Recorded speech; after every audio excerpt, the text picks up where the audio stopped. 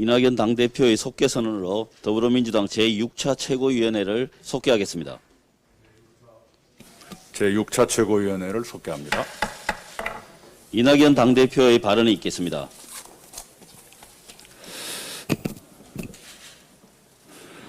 오늘은 영국 얘기로 제 발언을 시작하겠습니다. 해리포터의 작가 조앤 롤링은 28살에 폭력을 일삼던 남편과 이혼하고 갓 태어난 딸과 함께 동생 집으로 찾아갔습니다. 무일푼이었던 롤링은 친구에게 돈을 빌려 공공 임대 아파트를 얻었습니다. 그리고 영국 정부가 일주일에 70파운드, 우리 돈으로 12만 원씩 주는 생활보조금으로 어려운 생활을 시작했습니다. 그나마 생계가 유지되자 롤링은 교사 자격증에 도전하면서 동시에 소설가의 꿈을 키워나갔습니다. 롤링은 난방비를 아끼기 위해 유모차를 끌고 나와 집 근처 카페에 온종일 앉아 해리포터를 쓰기 시작했습니다. 세계적 베스트셀러 소설 해리포터도 세계적 스타 작가 조앤 롤링도 주 12만 원 사회안전망의 기적으로 탄생했습니다. 오늘 4차 추경안이 국회에 제출됩니다. 정부 여당으로서는 최선을 다했지만 삶의 벼랑에 내몰리신 분들께는 많이 부족할 것입니다.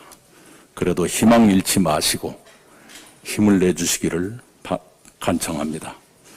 추경을 최대한 빨리 처리해 하루하루가 절박하신 분들께 작은 위안이나마 드리고 싶습니다. 앞으로 저희들은 국민 여러분의 삶을 더 세심하게 살피겠습니다. 제가 제안드린 추석 선물 보내기 운동에 많은 국민께서 관심을 보여주고 계십니다. 일부 대기업은 계열사 임직원을 대상으로 자매마을 등의 특산품을 판매하는 추석맞이 온라인 장터를 열었다고 합니다. 몸이 못 가는 대신 마음을 보내자는 취지에 함께해 주셔서 감사드립니다. 공공기관과 기업들도 사정이 허락한다면 선물 보내기 운동에 동참해 주시기 바랍니다. 우리 당은 이번 비대면 전당대회 과정에서 홈페이지에 팔도 게시모를 한시적으로 개설했습니다. 코로나19 장기화로 어려움을 겪으시는 농어민과 소상공인 당원들을 돕기 위한 것입니다. 당 사무처는 상품과 기능을 더 보강해서 이 장터를 상설화하고 확대하는 방안을 검토해 주시기 바랍니다. 일부 보수단체들이 개천절과 한글날에 또다시 광화문 집회를 열겠다고 합니다. 널리 인간을 이롭게 하라는 홍익인간의 개국 이념을 기리는 개천절, 세종대왕께서 백성 사랑으로 한글을 창제하신 일에 감사드리는 한글날, 그날에 국민의 건강과 생명을 위협하는 집회를 열겠다는 것 용납될 수 없습니다. 그러지 않아도 광복절 집회의 여파로 코로나19가 재확산되고 그 때문에 국민들은 사실상 9시 통금과 혹독한 거리두기를 감내하고 계십니다. 국민의 건강과 생명을 위협하는 불법 행동은 이유가 무엇이든 용납할 수 없습니다. 당사자들의 자제를 다시 한번 촉구합니다. 정부는 법이 허용하는 가장 강력한 사전 사후 대처 방안을 강구하고 실행해 주시기 바랍니다. 아동 성폭행범 조두순의 출소가 100일도 남지 않았습니다. 그는 수감 전에 살던 곳으로 돌아가겠다고 밝혔다고 합니다. 그런데 그곳이 피해자의 주거지와 1km도 떨어지지 않은 것으로 알려져 있습니다. 보호관찰을 강화할 계획이지만 피해자와 그 가족이 감당해야 할 공포와 불안이 너무 큽니다. 피해자와 그 가족들뿐만 아니라 아이를 키우시는 부모님들 모두의 우려와 불안이 이만저만이 아니실 것입니다. 사건 이후 조두순 법을 만들고 대책을 마련했지만 형벌 불소급 원칙에 따라 조두순 본인에게는 적용되지 않는다고 합니다. 특정인을 넘어 아동 성폭행범의 재범 억제를 위한 효과적인 방안을 여야가 논의해 국민 모두의 불안과 공포를 해소해 주어야 합니다. 마침 우리 당 김영호 의원께서 강력한 법안을 국회에 냈습니다. 당이 국민들의 의견을 수렴하고 상임위를 통해 시급히 이 법안을 적절히 처리해 주시기 바랍니다. 이상입니다. 맞춤형 긴급 재난 지원을 위한 사천 추경안이 오늘 국회에 제출됩니다. 이번 추경은 모든 추경이 그렇습니다만 그 어느 때보다도 속도가 생명입니다. 가급적 추석 전에 집행해서 도움이 절박한 취약계층을 지원해야 하고, 지금 정부는 가장 추경이 국회 통과가 됐을 때 가장 빠른 속도로 집행을 하기 위한 여러 가지 시스템을 갖추고 준비를 하고 있다는 말씀을 드립니다. 이번 맞춤형 긴급 재난 지원 추경은 소상공인과 중소기업, 특고와 프리랜서, 청년 등 구직자, 저소득 이기 가구에 집중적으로 지원될 것입니다. 많은 논의를 거쳐서 추경안을 편성을 했습니다마는 우리 민주당은 국회 심사 과정에서 혹여 더 보완해야 될 점은 없는지, 더 그물망을 더 촘촘하게 째야 될 일은 없는지 더 철저하게 점검하도록 하겠습니다. 추경이 추석 전에 집행되기 위해서는 다음 주 중으로 추경이 통과가 되어야 합니다. 상당히 바쁜 일정을 가지고 추경 심사를 해야 되는데요. 야당도 빠른 추경, 빠른 지원을 우리 국민들께 약속을 하고 계시기 때문에 다음 주 추경 처리를 위한 절차에 함께 해 주실 것이라고 기대를 합니다. 이번 주말이 사회적 거리두기 2.5단계를 연장할 것인지 완화할 것인지를 가를 중대한 기로입니다. 두 자리 숫자로 떨어지기를 희망합니다마는 아직은 그러하지 못하고 있어서 아쉽습니다.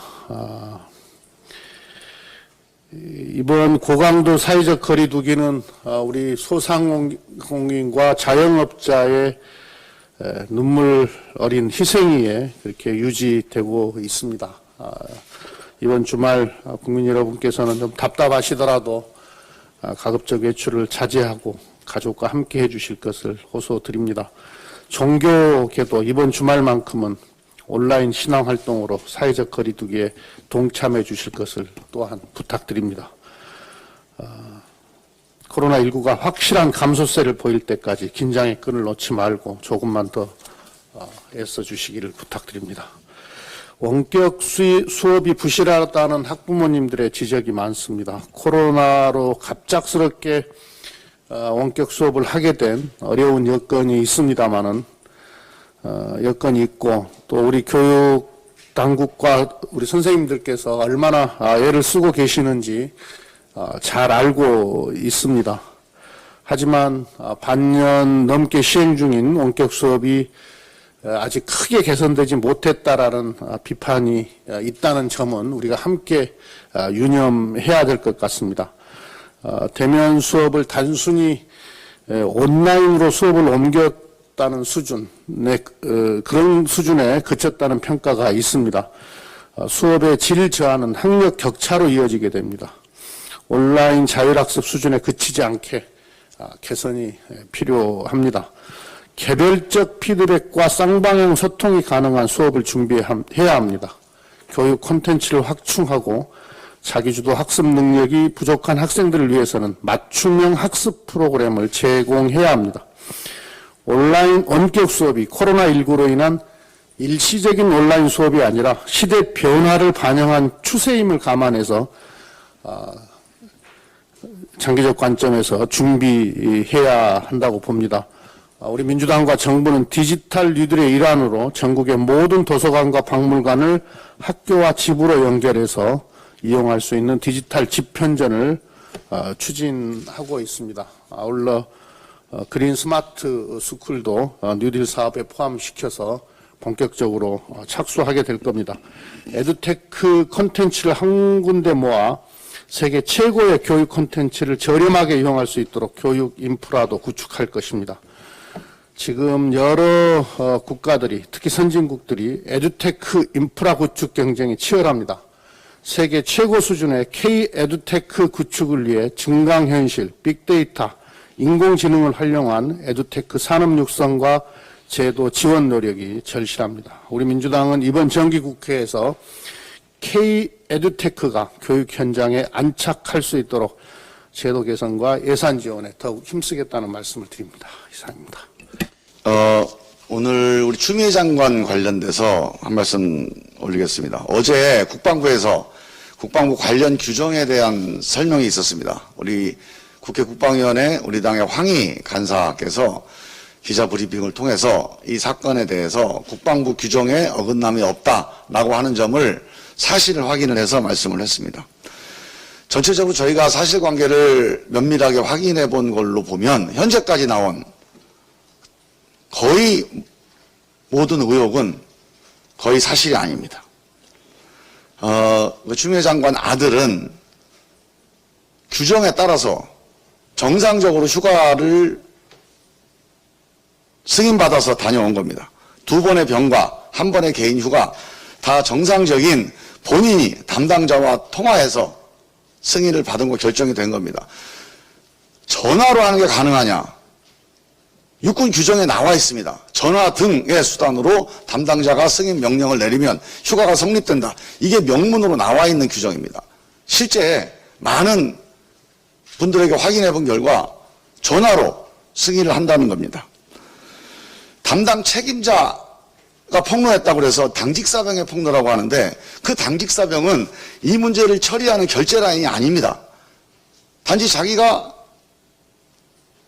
사람이 안 보이니까 문제 제기를 한 건데 그 당시에 이 결재를 승인했던, 이 휴가를 승인했던 담당 부대장은 내가 사실을 확인했고 정상적으로 규정대로 승인을 했다고 증언하고 있습니다.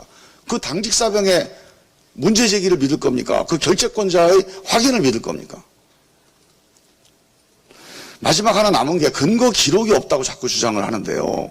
기본적으로 이른바 연대통합행정 기록에는 이런 상황이 다 나와 있습니다. 이걸 이른바 무슨 폭로라고 김도읍 의원이 폭로한 게 바로 그 내용이에요. 거기에 정상적으로 다 휴가 처리됐다는 기록이 돼 있어요. 단지 관련 진단서나 서류가 보관돼 있지 않은 건데 그거는 우리 군의 행정상에 뭐 문제가 있었거나 아니면 미비가 있었거나 할 수 있는 건데 전혀 문제의 본질이 아니다. 이게 지금 우리 국민의힘에서 이 문제를 가지고 녹취록이라고 하는 걸 가지고 흔들었습니다. 그래서 국민들이 이 뭐가 있는 거 아니냐고 지금 몇 가지 오고 있는 거예요. 전 언론이 매일 의혹을 쏟아냈습니다. 그 녹취록 내용이 신원식 의원의 군대 부하예요. 10수년 동안 같이 함께했던 부하입니다. 그 부하가 가짜 허위 사실을 폭로한 거를 녹취록이라고 흔들어댄 겁니다. 저는 국민의힘이 정말 이런 식의 가짜뉴스가 있고 이 코로나 비상시국에 국민들 마음을 심란하게 하지 말고 신원식 의원에게 엄중하게 책임을 물어야 됩니다. 이런 가짜뉴스가 국회에서 이게 횡행한다는 거, 이건 국민의힘이 정말 책임지고 그 신원식 의원의 이런 이 허위 사실에 대한 엄중 책임을 물을 것을 정말 강력하게 촉구합니다. 이상입니다. 그 언론의 정치화, 편향된 시각의 왜곡, 비틀기, 그리고 야당의 정치 공세가 도를 넘고 있습니다. 조국 전 장관 때부터 지금 추미애 법무부 장관까지 대다수 언론은 사실보다 예단으로 또 취재보다 추리로 기사를 만들고 있습니다. 이것은 진실규명보다 정치적 단죄 효과를 노린 것입니다. 어제 한병도 의원님 페이스북을 읽었습니다. 21살 청년 자폐아를 둔 아버지의 아픔이 너무 절절하게 다가왔습니다. 그런 사실을 공개하는 그 아버지의 마음을 생각하니까 제 가슴도 저렸습니다. 기사를 쓴 기자가 한 번만 사실 확인했다면 이런 일은 없었을 텐데 이를테면 얼마나 악의적이거나 왜곡된 시각이냐면 면제 비율이 높아서 법무장관 아들의 황제 휴가 논란 더 거세질 거다라는 전망까지 내놓으면서 민주당 현역 의원이 자녀들이 병역 면제 규모와 비율이 야당보다 높다. 이런 것을 쓰는데 동원되고 있습니다. 민주당에 대한 정치적 공격에 공을 세우겠다는 삐뚤어진 의혹이 아닌가 하는 그런 의혹이 듭니다. 기자의 양심과 언론인으로서 기본을 무너뜨린 결과라고 생각합니다. 병역 신고에 있어서 자녀 질병명 공개는 의무 대상이 아닙니다. 그리고 그 중에서도 그 질병명을 비공개한 5명, 그분들께 전화라도 해서 취재하는데 잠깐이라도 사유를 들었다면 이런 식의 왜곡과 편향성은 드러나지 않을 텐데, 언론이 꼭 이 점을 유념해서 본분과 정도를 걸어가 주기를 바란다는 말씀으로 모두 발언을 합니다. 예, 추석을 한 달 앞두고 있습니다. 코로나로 인해서 경제가 많이 어렵습니다. 이에 따라서 임금 체불이 과다하게 발생해서 노동자들의 생존을 벼랑으로 내몰고 있습니다. 올해 6월 말 현재 임금 체불액은 8,507억 원입니다. 이 중 임금 체불액이 4,609억 원, 퇴직금 체불액이 3,393억 원입니다. 특히 30인 미만 기업에서의 임금 체불액이 전체 70% 이상을 차지하고 있어서 추석 전 체불임금이 해결되기는 어려운 상황입니다. 정부는 추석 전 임금 체불이 발생하지 않도록 빈틈없이 구석구석 특별점검을 실시해야 합니다. 또한 기발생한 체불임금을 해결하기 위해서는 코로나 비상 상황으로 경기가 최악인 올해만이라도 정부가 기존의 최단금 제도만 의존하지 말고 먼저 노동자들에게 임금을 지급하고 향후 사업주에게 구상권을 청구하는 특단의 대책을 정부가, 고용노동부가 적극 검토할 것을 촉구합니다. 추석이 다가오면서 택배 노동자들이 과중한 업무로 몸살을 앓고 있습니다. 택배 노동자들의 주당 평균 노동시간은 71.3시간, 이는 2019년 한국인들의 주당 평균 노동시간 41.5시간에 비해서 29.8시간이나 깁니다. 허나 이들의 임금 수준은 최저임금에도 미치지 못하고 실시간은 물론이고 식사시간도 거의 주어지지 않고 있습니다. 택배 노동자들의 점심시간은 평균 12분으로 노동 환경이 최악입니다. 장시간 노동은 산재로 이어지기도 합니다.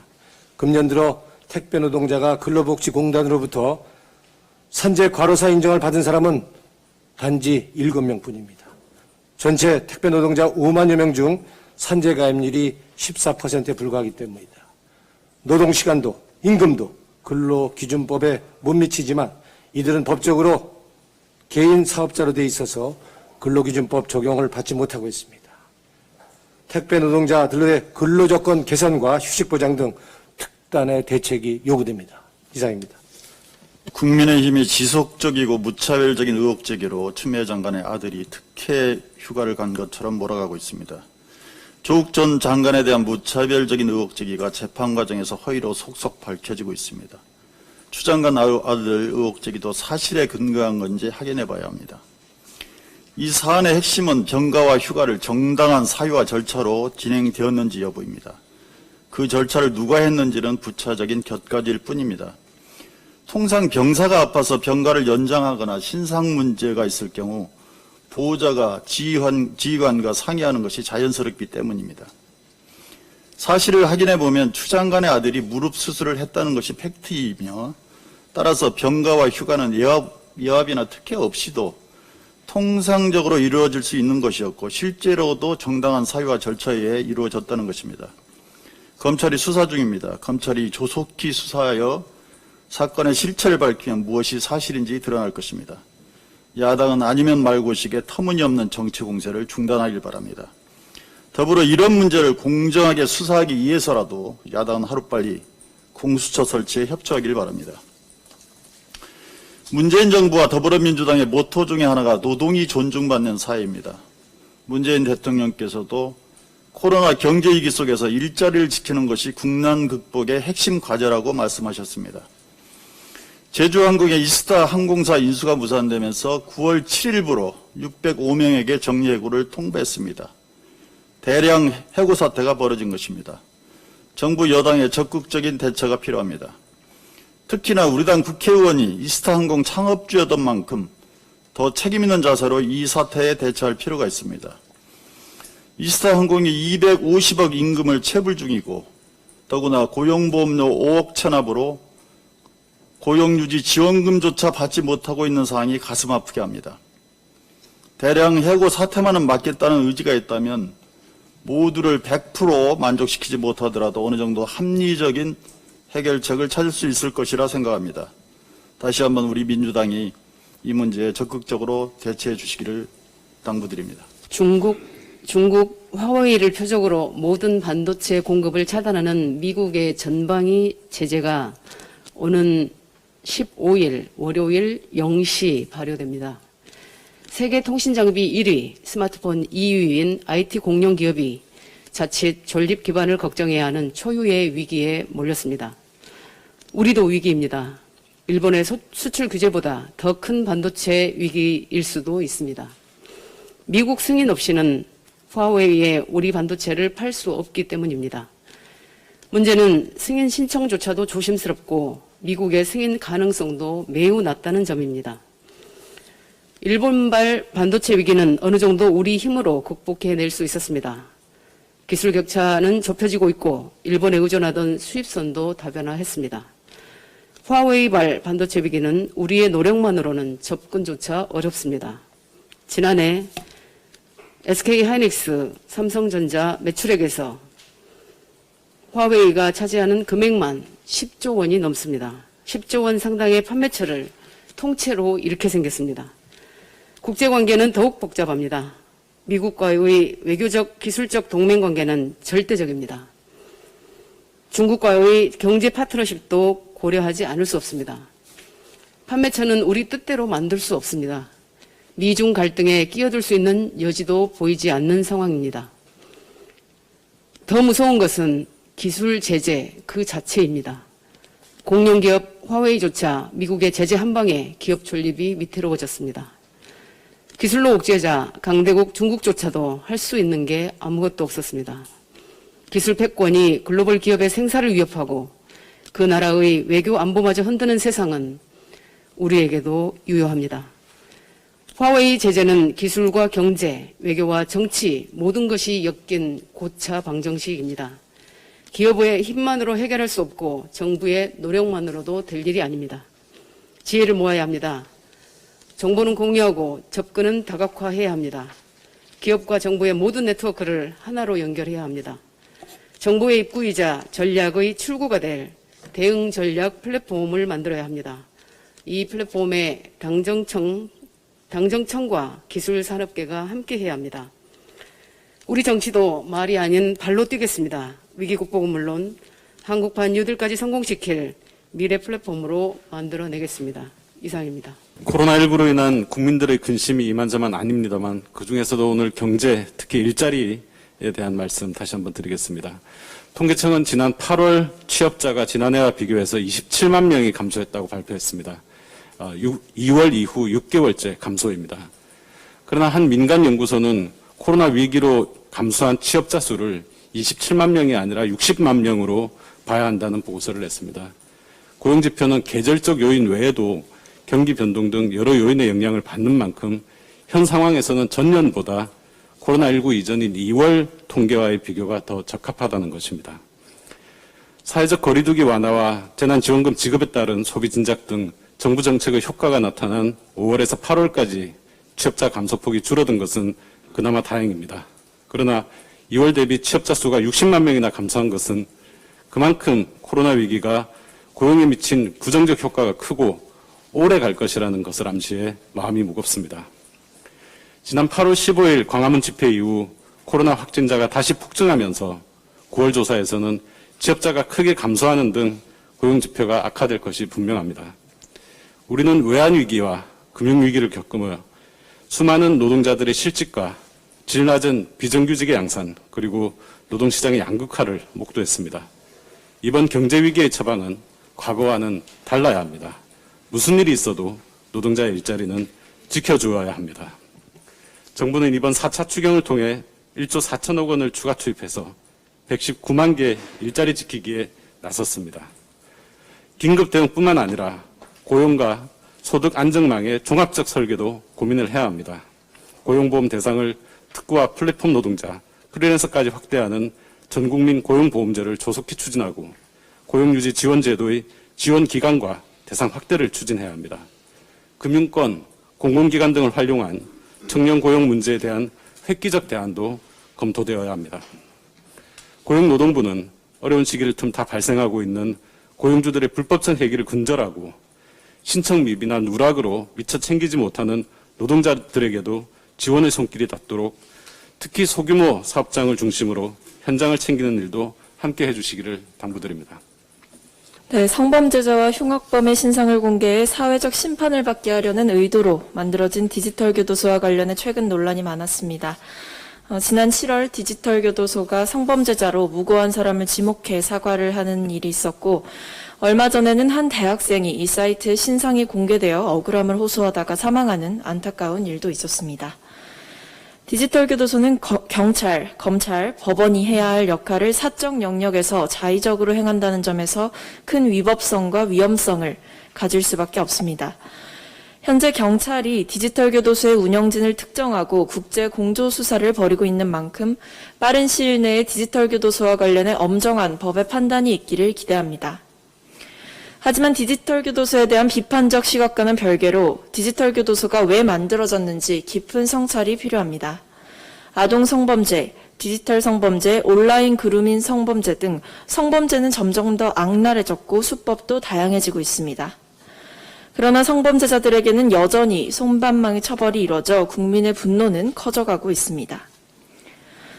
법무부가 발표한 2020년 성범죄 백서에 따르면 지난 2008년부터 2018년까지 10년간 진행한 성범죄 관련 재판 74,956건 중 징역형을 받은 사건은 26.1%에 불과했습니다. 집행유예를 받은 경우는 절반에 가까운 41.4%, 벌금형은 30.2%로 집계됐습니다. 사실상 성범죄에 대한 엄정한 법의 심판이 있었다고 보기 어려운 수치입니다. 특히 사법부는 N번방 사건에 깊이 가담한 일부 가해자에 대한 신상 공개에 불가 결정을 내렸고, 세계 최대 아동 성착취물 웰컴 투 비디오 사이트 운영자 손정우에게는 고작 1년 6개월을 선고했습니다. 그동안 발생한 일련의 일들로 사법부가 정말 정의로운가라는 의문을 국민들은 수차례 제기할 수밖에 없었습니다. 사법부가 본연의 역할을 다하지 않는다면 지금 존재하는 디지털 교도소가 폐쇄되어도 제2, 제3의 디지털 교도소는 또다시 생길 수밖에 없을 것입니다. 이번 달 대법원 양형위원회는 디지털 성범죄 양형기준 강화안을 다시 마련할 예정입니다. 국민의 정서와 성범죄의 심각성을 고려해 강화된 양형기준이 신속히 마련되길 촉구합니다. 이상입니다. 이상 모두 발언을 마치고 회의를 비공개로 전환하겠습니다. 언론인 여러분들의 협조를 부탁드립니다.